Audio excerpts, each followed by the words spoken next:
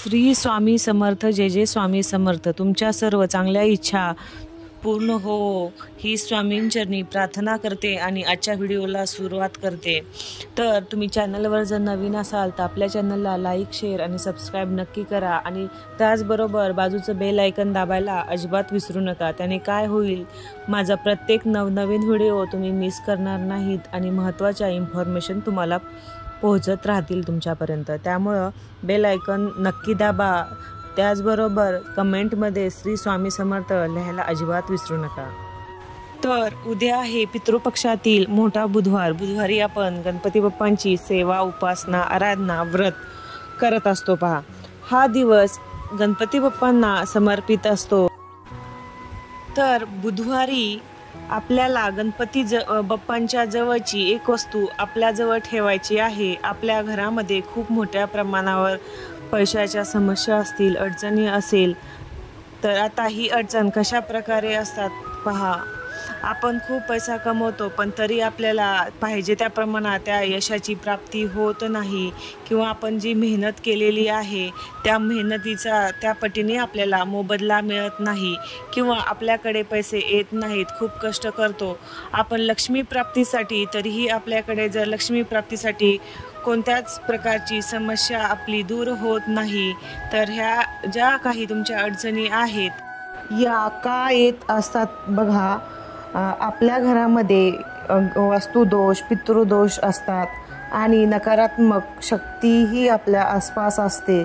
त्याचबरोबर पहा, आपण सेवा करतो, उपाय करतो, भरपूर सेवा आणि उपाय आपण करतो, पण मनामध्ये कुठे ना कुठे किंतु परंतु किंवा अविश्वास आपल्या मनात थोडाफार येतो। त्यामुळे या सेवेचे, या उपायाचे फळ आपल्याला मिळत नाही। त्यामुळे आपल्याला आपल्या प्रत्येक कामामध्ये यशाची प्राप्ती होत नाही। तुम्हाला माहिती आहे, गणपती बाप्पा हे विघ्नहर्ता आहेत, गणपती बाप्पा हे संकटमोचक आहेत, गणपती बाप्पा हे बुद्धीचे देवता आहेत। तर अशा याच्या काही ज्या अडचणी आहेत आपल्या अवतीभोवती येत आहेत, तर त्या आपण गणपती बाप्पांना सांगितल्या तर कितीही मोठे तुमचे संकट असू द्या, ते तुमचे काही वेळातच दूर होण्याची ताकद गणपती बाप्पांमध्ये आहे, त्यांच्या सेवेमध्ये आहे, त्यांच्या जे आपण उपासना करतो त्याच्यामध्ये आहे। गणपती बाप्पा हे प्रथम पूजनीय आपण मानत असतो बघा। त्यांची पूजा केल्याशिवाय आपण कोणतेही इतर देवाची पूजा किंवा आपण कोणतेही उपाय हे करत नसतो। पहा, सर्वात पहिले आपण गणपती बाप्पांची पूजा ही करतच असतो। अगदी साधा आणि सोपा हा उपाय तुम्हाला उद्याच्या दिवशी म्हणजेच बुधवारी गणपती बाप्पांच्या जवळची एक वस्तू आपल्या जवळ उचलून ठेवायची आहे। कितीही दुःख असू द्या, कितीही दारिद्र्य असू द्या, ती दूर होण्यास मदत होईल आणि आपल्या घरामध्ये येणारी लक्ष्मी स्थिर राहील। 1 लाख जर तुमच्याकडे पहा खूप सारा पगार येतोय आणि त्याच्यातला काहीही तुमच्याकडे शिल्लक राहत नाही, जे तुम्ही काही कमवलं आहेत ते तुम्हाला शेवटीपर्यंत म्हणजे महिन्याच्या शेवटपर्यंत तुमच्याजवळ काही राहत नाही, तर जे तुम्ही कष्ट करता त्याचा काही उपयोग नाही।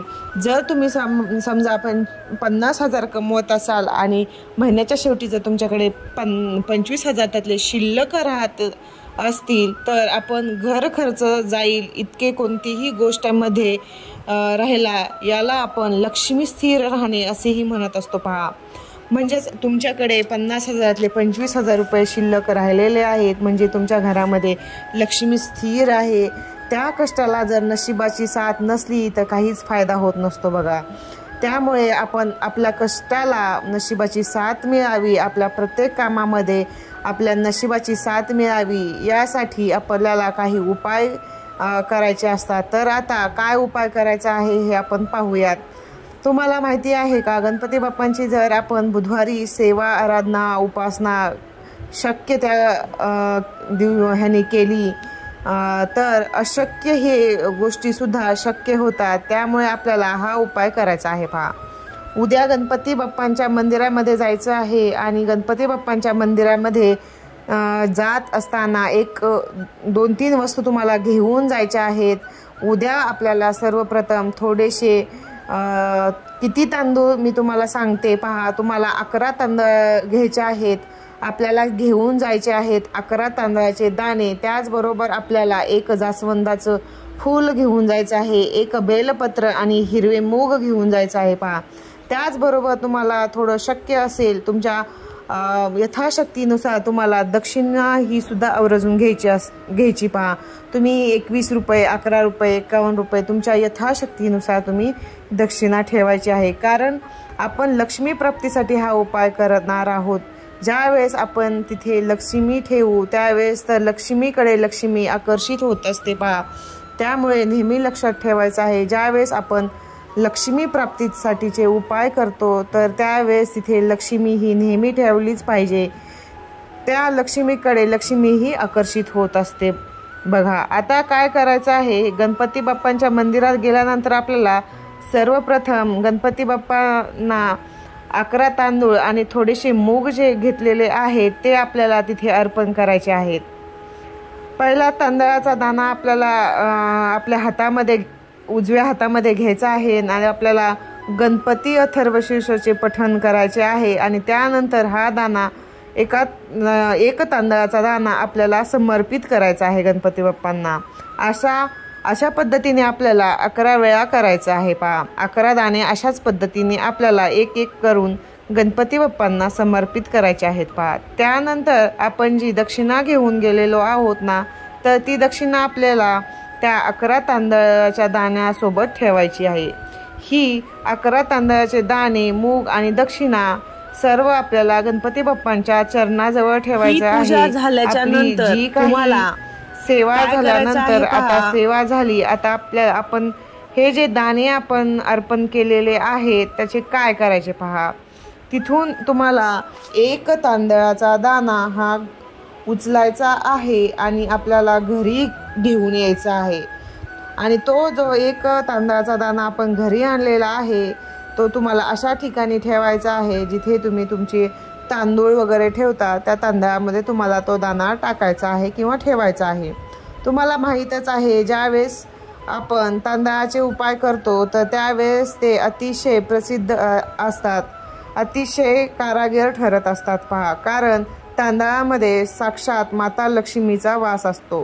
तांदळामध्ये तुम्हाला माहिती आहे का, माता लक्ष्मीने त्यांचा संसार सुरुवात केला होता त्यावेळेस त्यांनी जो पहिला पदार्थ बनवला होता तो म्हणजे तांदळाची खीर पहा.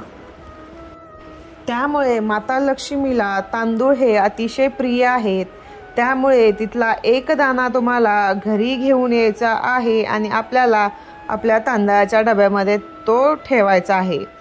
तुम्ही तांदळाच्या जिथे साठवून ठेवता तर त्यामध्ये तुम्हाला तो टाकायचा आहे.